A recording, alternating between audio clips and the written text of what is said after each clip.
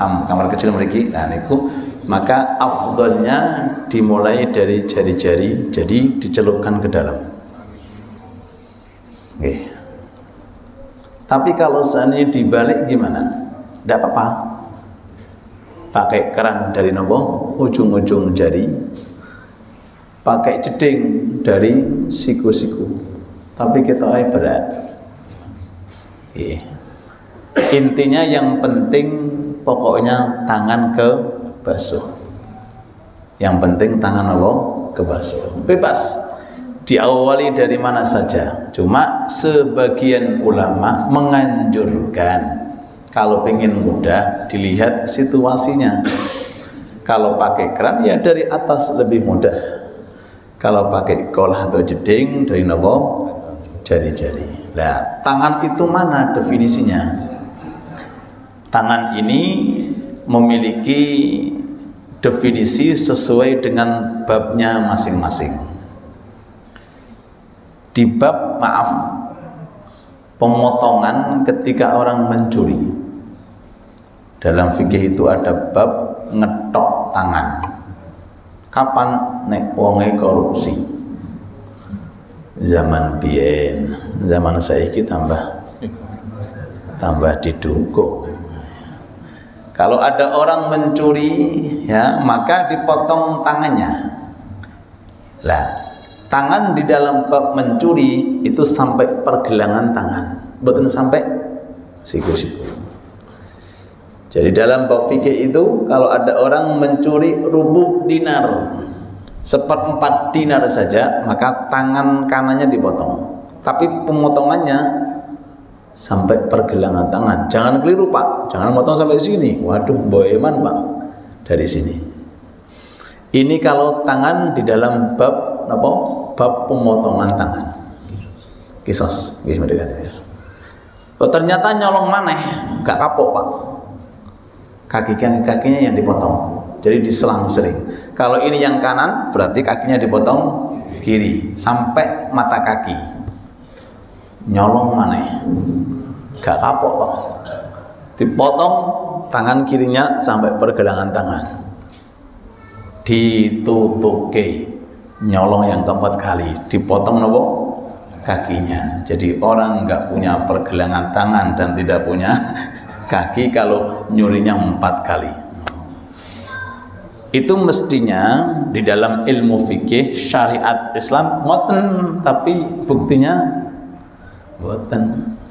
Sing lara niku sing nyolong pitik. Nah sing korupsi eman niku mboten apa? Mboten pernah dibahas.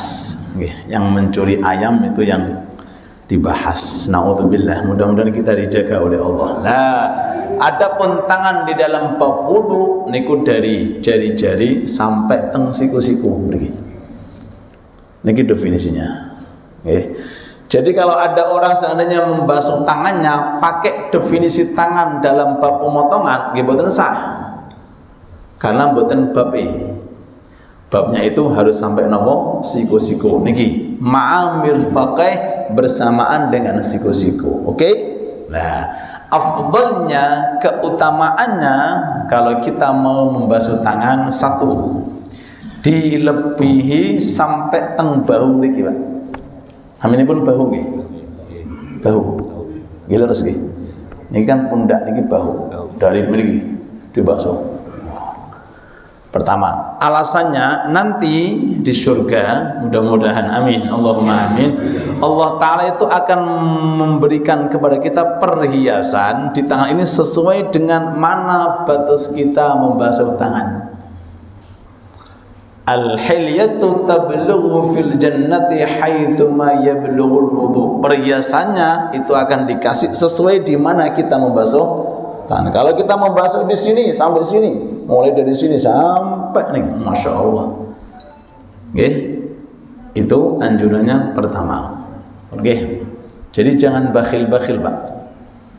Kalau wudu tolong dilingkis, kalau perlu dicopot, kalau memungkinkan supaya kita bisa membasuh tangan dengan apa? Dengan sempurna. Monggo kali diunjuk, kali disambi, ditelasake gorengan ini. Kalau saya ngoceh gitu. Oh, yang pertama. Yang kedua, Sunnah menggosok. Hukumnya sunnah, tidak wajib. Jadi kalau ada seseorang seandainya membasuh anggota wudhu tanpa digosok, semisal muka pakai pancuran tok nih, pakai apa pipa, boten digosok, sah. Tangan pun juga gitu, ada keran diputar-putar tadi, selama airnya itu mengalir sampai ke anggota yang dibasuh, hukum membasuh tangan sah, cuma kurang afdal. Oh, kalau kurang afdal berarti nilai pahala berkurang di bawah. Loh, artinya kalau ada orang membasuh anggota, satu membasuh anggota, cuma nggak digosok. Yang satunya dia membasuh anggota digosok. Niku surgane benten, Pak. Nggih, cara digambarake siji entuk napa? Sing butuh pakai setunggal dapat satu piringan, sing digosok 2 piringan. Ayo, milih pundi jenengan? Nah, malam niki 2 piringan. Piringan teng mriki mantun isya teng Ratibul Haddad. Wis ta pokoke jenengan lemu jenengan. Allahumma sholli ala Muhammad. Niku sekedar contoh ngoten. Terus kita nyari ketika ibadah cari sing paling afdal. Nggih. Makanya jenengan ngadai waktu konfirmasi kali Pak Fauzi wonten Yai Mahdi itu kok biasanya jadwalnya sebulan sekali bahas tentang 500 sunnah di dalam sholat. 500 sunnah, Pak. Masya Allah. 10 sunnah saja fadilahnya luar biasa. Ini 500 sunnah, cuma jadwalnya belum menentu. Nanti jenengan kalau ada konfirmasi segera di woro-woro supados tambah berkah, tambah makmur, dan kita mendapatkan jariah woro-woro kebaikan. Nggih. Mudah-mudahan panjang umur berkah. Amin. Oke, dibahas. Kalau seandainya ada orang ngapunten, pembahasan fikih, ternyata tangannya terpotong. Terpotong sampai mana? Separuh. Tetap wajib dibasuh. Karena masih ada yang tersisa. Kalau ternyata pas terpotong temen gini, niki fikih ngoten modele, maka tetap wajib sing ujungnya mriki. Ujung kan jari tangan itu kan ngeten. Jadi kalau seandainya terpotong, pasti masih ada jarumnya dari ujung-ujung bahu. Niki tetap wajib dibasuh. Ternyata ikut kepotong. Nggih, boten wonten kewajiban pemotong tentangane, cuma sunnah dibasuh lengannya. Dibasuh napa niki? Lengannya sunnah, tapi tidak wajib. Pun nggih, niki terkait tentang urusan membasuh napa? Tangan. Mudah-mudahan kita selamat walafiat. Amin amin ya rabbal alamin. Pun melanjutkan dari rukun yang keempat.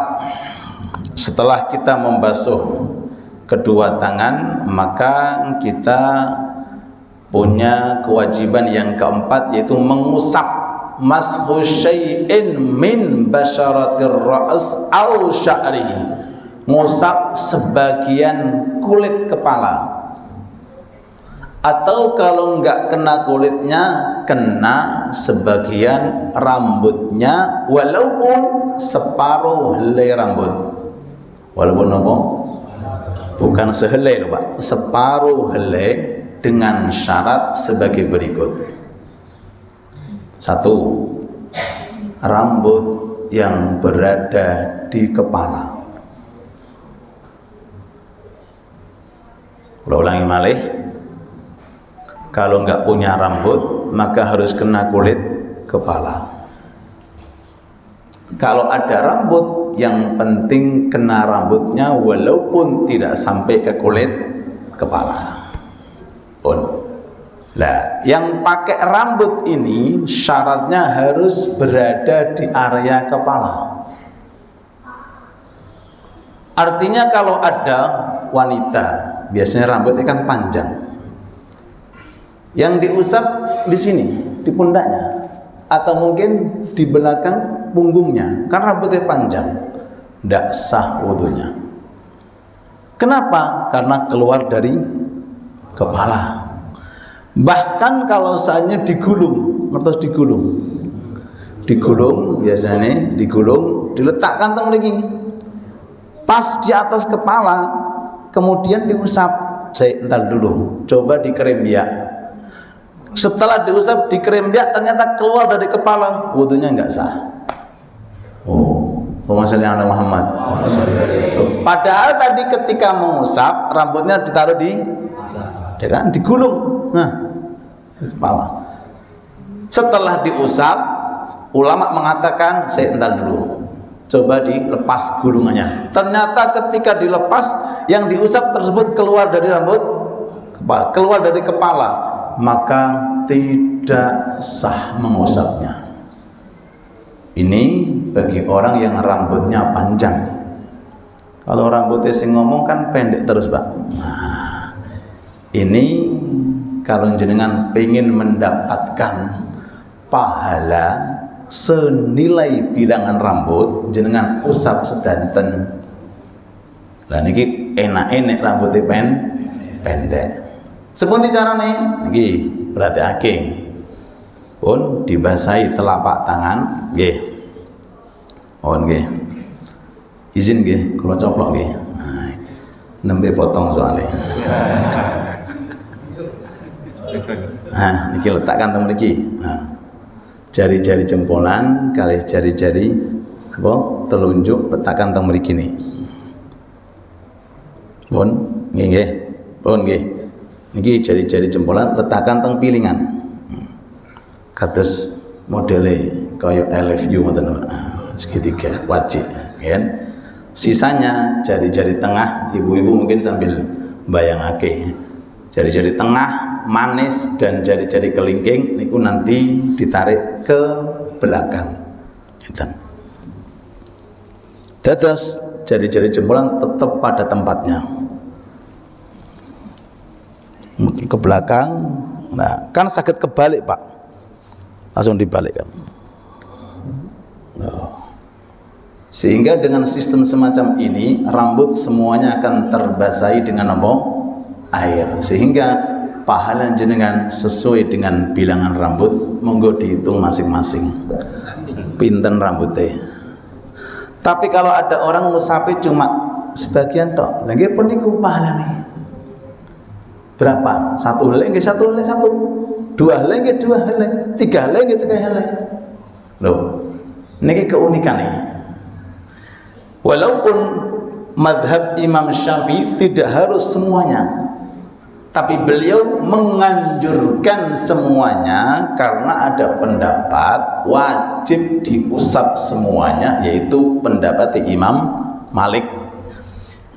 Madhab Imam Malik kalau tidak diusap semuanya maka wudunya nggak sah. Kalau madhab Imam Syafi'i jangankan semuanya, separuh helai satu mbil sah, dengan catatan tidak keluar dari kepala. Lah keluarnya rambut kepala kalau dari depan itu kalau sudah melebihi dahi. Loh, perhatikan anak santri. Kalau ada orang rambutnya itu mriki diusap pun mboten sah, karena sudah keluar dari kepala ini kepalanya. Dari kanan ke kiri kalau sudah melebihi daripada daun telinga sampai teng mriki. Jadi kalau seandainya teng pundak niki ada rambut diusap mboten sah karena sudah keluar dari kepala. Paham nggih? Nah, pun nggih. Jadi mengusap kulit atau mengusap rambut kepala dan tidak harus menggunakan tangan.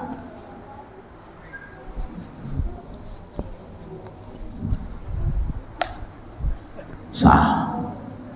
Yang penting kan keusap, Pak. Sampai fikir niku tolong usap mau. Perintah koncone itu usap.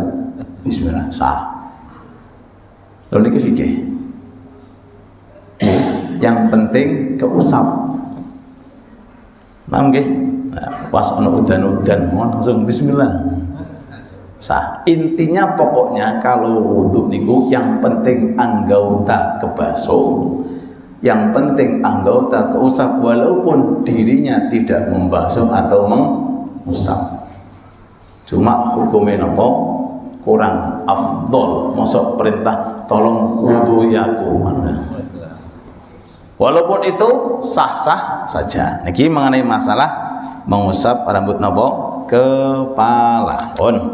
Terakhir, yang kelima gimana kau ghuslu rijlaih ma'a ka'baih, yaitu membasuh dua kaki besertaan dengan mata kaki.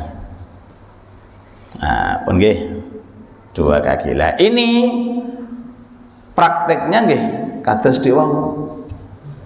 Kalau pakai jeding nggih dari bawah dulu, kalau pakai nopo keran nggih dari atas dulu. Nggih, dari atas dulu. Tapi kalau saya dibalik nggih monggo jerungkel dulu. Mau dikasih cara yang enak kok macam-macam gitu. Yang penting pokoknya kebasuh. Afdolnya sama seperti pembahasan membasuh tangan, usahakan dilebihi kalau bisa diawali dari lutut. Dari apa? Lutut mulai dibasuh. Niku lebih afdol. Nggih. Apa fadilahnya? Sama seperti tadi masalah tangan. Allah akan memberikan perhiasan sesuai dengan batas mana dia membasuh nopo kaki. Pun nggih. Ini pembahasan terakhir. Pun nggih, paham? Nah, nanti setelah ini kita akan membahas sunnah-sunnah di dalam wudu. Sebelum itu kita baca yang keenam, inggih menika at-tartibu hakadha. Dianjurkan, bukan dianjurkan, diwajibkan untuk tartib. Tartib niku secara berurutan. Jadi muka dulu, baru tangan, baru mengusap rambut, baru kemudian nopo kaki. Niku maknane tertib. Adapun berlangsung secara berurutan niku sunnah. Yang wajib niku tertib. Tapi nek napa niku mboten. Sing wajib tertib. Tapi kalau secara langsung dibasuh, mari basuh nopo muka, langsung basuh tangan, kelangsungan niku tanpa ada jeda niku hukumi sunnah. Artinya kalau seandainya ada orang ngeten, mari basuh muka, makan dulu, makan. Setelah makan basuh tangan, mantun basuh tangan, ngopi dulu, ngopi. Mantun ngopi, basuh nopo, mengusap rambut kepala. Setelah itu goes dulu, goes. Setelah itu basuh nopo kaki. Niku wudunya sah. Kenapa? Karena sekedar sunnah. Atau mungkin jenengan masya Allah luar biasa basuh muka teng Gresik, mungkin basuh tangan Surabaya, ngusap rambutnya teng Malang, masya Allah, basuh kaki teng Mekah. Kalau memang mungkin sah, karena berlangsung secara keberlangsungan itu tanpa ada jeda niku hukumnya nopo sunnah dan tidak wajib. Beda dengan tertib.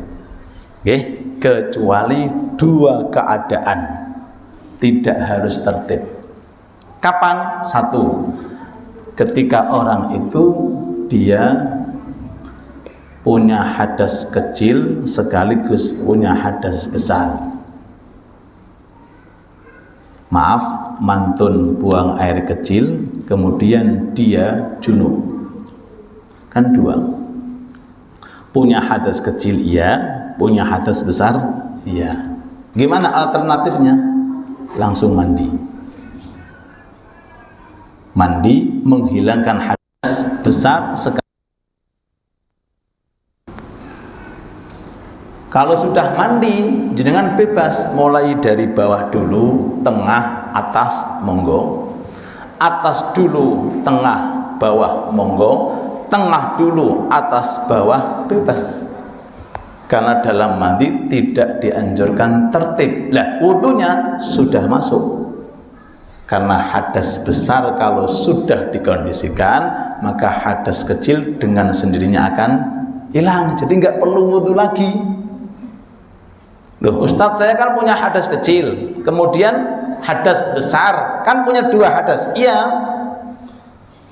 Ulama mengatakan kalau posisi semacam itu kan wajib mandi.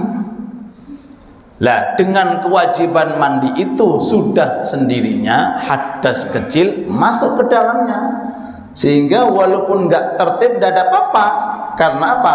Saat itu kita mandi, sedangkan mandi itu tidak ada ketertiban, sebab anggota mandi satu, inggih menika sekujur tubuh, mau dimulai dari atas bawah depan nggak ada masalah. Paham nggih?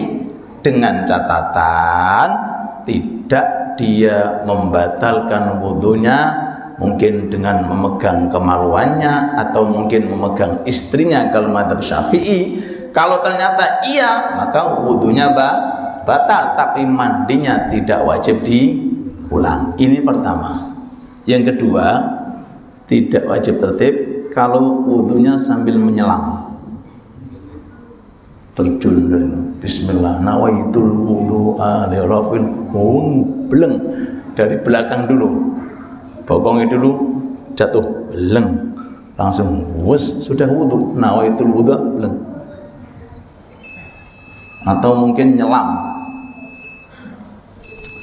Itu dua contoh di mana tertib tidak menjadi rukun. Waktu sudah masuk. Kalau kinten pembahasan sudah selesai. Oke, insyaallah 2 minggu yang akan datang kita akan membahas sunnah-sunnah di dalam wudu. Di antaranya menggunakan siwak akan kita bahas. Di antaranya inggih menika basmalah akan kita bahas. Di antaranya inggih menika napa membasuh daripada telapak tangan berkumur-kumur. Insyaallah masih banyak pembahasan. Mudah-mudahan Allah memberikan kepada kita sehat walafiat. Amin amin ya rabbal alamin. Sebagai penutup, nggih, jenengan nek saged jangan sampai lepas dari wudu. Kalau batal wudu. Kalau batal wudu. Waduh Ustaz, berat Ustaz kalau di rumah. Ketemu dengan istri pengen demek wae ya kan. Akhirnya batal atau kedemek. Kalau di luar rumah kita konsisten dengan mazhab Imam Syafi'i. Yang mana kalau kepegang atau dipegang orang yang bukan mahram batal. Tapi kalau di dalam rumah dengan boleh bertaklid dengan selain mazhab Imam Syafi'i, sehingga megang kepegang tidak ada masalah demi menjaga keutuhan wudu. Karena Allah pernah berfirman kepada Nabi Musa sebagai berikut, wahai Musa, kalau kamu kena apa-apa, ternyata saat itu kamu tidak suci, jangan salahkan aku, salahkan dirimu. Artinya apa niki? Wudu niku menjaga segala sesuatu, menjaga dari bala, dari musibah, dari apa saja. Kata Allah, ya Musa, in asabaka syai'un, jikalau kamu kena apa-apa hai Musa, wa anta ala ghairi wudu, sedangkan kamu hadas, enggak suci, fala talumanna il nafsak, jangan salahkan aku, salahkan diri. Artinya apa? Ayo kita berusaha sekuat tenaga dalam kondisi suci. Apalagi malaikat itu khususnya Jibril paling suka berteman dengan orang yang dalam kondisi suci. Sampai-sampai diterangkan nanti bab mandi niku makruh kalau orang itu dalam kondisi hadas besar tidak cepat-cepat mandi. Niku hukumnya napa? Makruh. Lah bagaimana proses? Kalau tutup 2 menit. Ketika kita di rumah ini atau mungkin di kamar, maka jenengan wudunya pakai semua madhab. Seperti pembahasan ketika tawaf. 1, perhatian niat. Nawaitu wudu'a lirafil. Yang kedua, kumur-kumur wajib. Yang ketiga, masukkan air ke hidung. Yang keempat, usap semua rambut.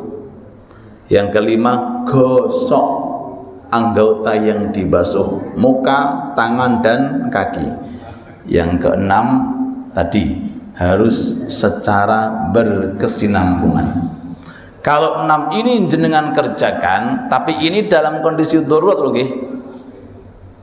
Khususnya di kamar dengan istri, maka jenengan megang kepegang, tidak ada problem apa-apa, tetap dalam kondisi suci. Tapi kalau di luar dalam kondisi hajat dan darurat, jenengan wajib konsisten. Syafi'i tetap Syafi'i, Hanafi tetap Hanafi. Jangan dicampur-campur kayak gaduh-gaduh, Pak. Seenaknya gitu, enggak. Kalau Syafi'i, maka semua yang saya utarakan tadi tidak wajib. Tapi ketika pegang istri batal, megang istri batal. Kalau mazhab Syafi'i. Kalau mazhab Hanafi, tolong diperhatikan Imam Hanafi. Kalau dia berpendapat Imam Hanafi, maka dipegang megang istri tidak batal. Sekali lagi, ini alternatif terbaik bagi orang yang ingin dalam kondisi suci. Jadi nggak perlu tukaran, Pak. Aku wudu, nggak perlu tukaran. Akhirnya kadang-kadang tukaran. Oh jadi demek. Karena nggak ngaji.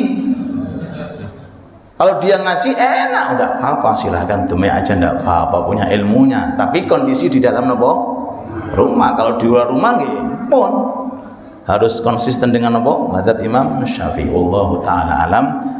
Kula nyuwun barokah doa. Mbah Fauzi napa pamitin.